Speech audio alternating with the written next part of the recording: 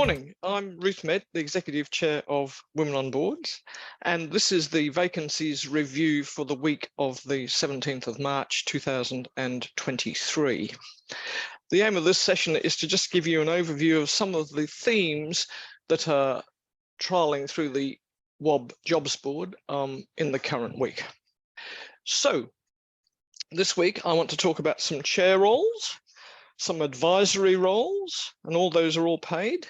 And then I've got some others for you, which are a bit of a mismatch or that take my fancy. Okay, let's start off with chair roles. 29885 is an organisation called AMES, which is a Victorian statutory body that provides settlement services for culturally diverse people. It operates Australia-wide. It closes on the 22nd of March, and they're looking for people who know something about community education, finance, governance, social care services, and strategy. So that's a chair role. So if you're in the situation where you've been on a number of boards and you've got to the stage where you understand well how boards operate, it might be time to put your hand up for a chair role. Second one is 29883, Energy Safe Victoria. This closes on the 21st of March. And this organisation regulates the energy safety in Victoria. So they're responsible for electricity, gas and pipeline safety that goes into people's houses, generally speaking. So that's a bit interesting. Did you know they existed? Well, there they are. They're looking for someone to be their chair who's got extensive experience in executive leadership positions, they say. They perhaps should have also said they want somebody who's got good experience of running boards and being a chair, but they didn't say that. They're looking in particular for the skill set: business acumen, health, safety and environment, governance, regulation and leadership.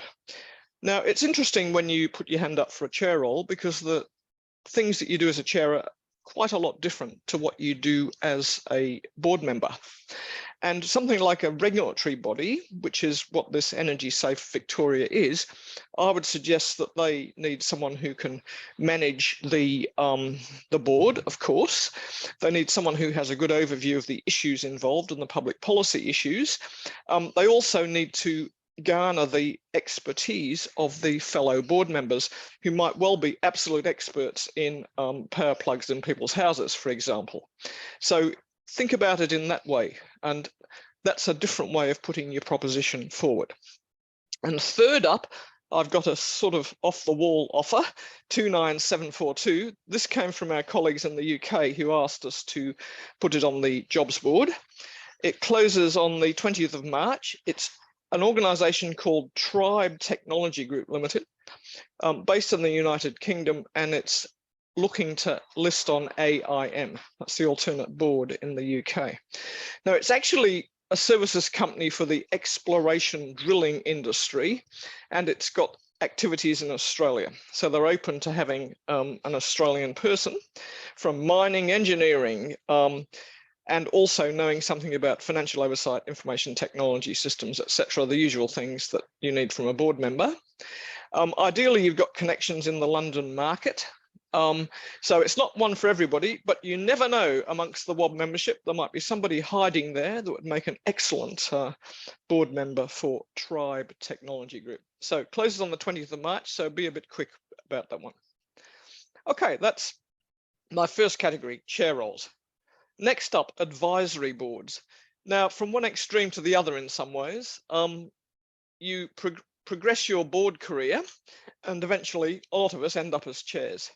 But another way of starting your board career is start on advisory boards, where once again, if you've got a range of skills that equate to understanding how boards operate in a very general sense and a wide network of connections, then advisory boards can be quite interesting.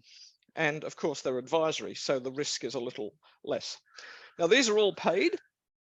29922 is an organisation called Homes Victoria Advisory Board. This appears to be a government entity, and it advises the minister about the strategic risks and opportunities for social housing and affordable housing, and I assume in Victoria. They're looking for people who've got expertise in audit, architecture and design, housing, social care services and leadership. So fortunately, there's more than one vacancy. You don't have to be in auditing architecture, for example. So that's Homes Victoria. Now, it calls itself an advisory board. It's a bit sort of questionable. What's the risks and responsibilities of being on it? It is a government entity, so it'll likely be less than a private company, but that's worth inquiring. Next up, this is a more traditional advisory board, 29923, Young Farmers Advisory Council, based in Victoria, closes on the 6th of April. Now, this is an organisation basically governed by younger persons who work in agriculture. And the aim of the body is to look into sustainable and profitable agricultural developments. So they're looking for a person, presumably someone who is not too far away age-wise than the young farmers, but you don't have to be terribly young. So they're looking for an international perspective. They're looking for people who know something about education and training. And clearly, you need to know something about agriculture and farming.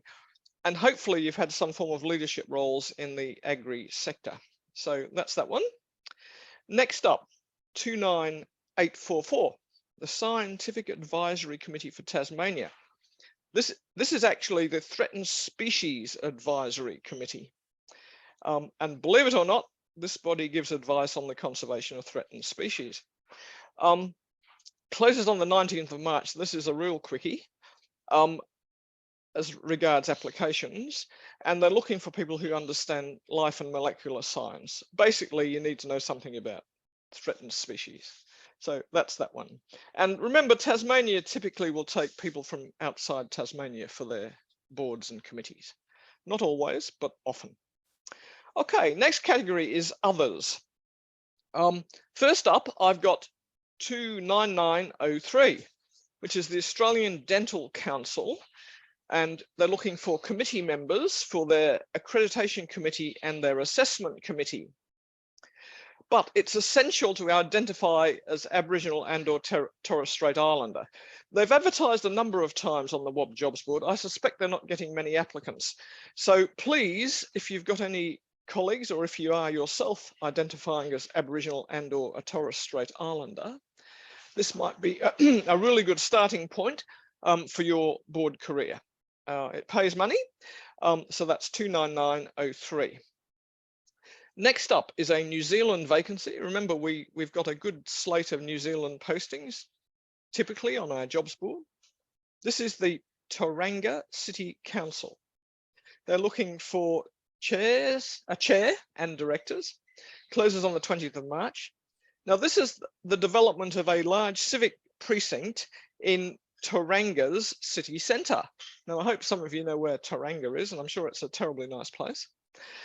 They've got a number of vacancies, so they're looking for a range of skills: governance, project management, town planning, understanding local government, and understanding sustainability and ESG issues.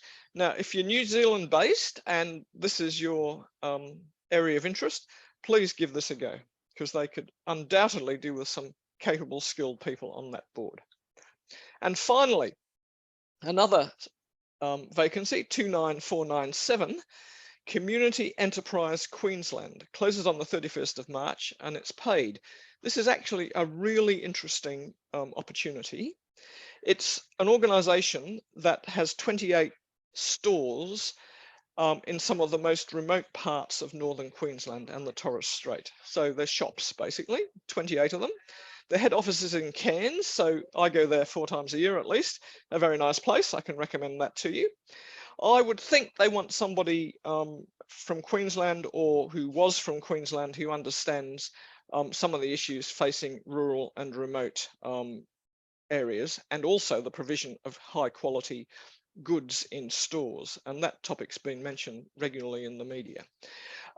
They've got several vacancies, so they're looking for a range of skills: accounting, business operations, stakeholder engagement, distribution, transport and logistics. a whole range of things that you need to run a retail operation in a very remote place. So there we go. We've had chair roles, we've had advisory boards, and we've had my little collection of others. So I hope some of those interest you. And I hope those of you who've been a director for a little while are ready to step up to putting your hand up for chair roles and to think about how you present yourself to be a chair. So that's my tip for March. Think about chair roles. So I hope this is a bit interesting. I wish you well, and I'll be back in a couple of weeks' time with another of my Zoom vacancy reviews. Thank you very much indeed.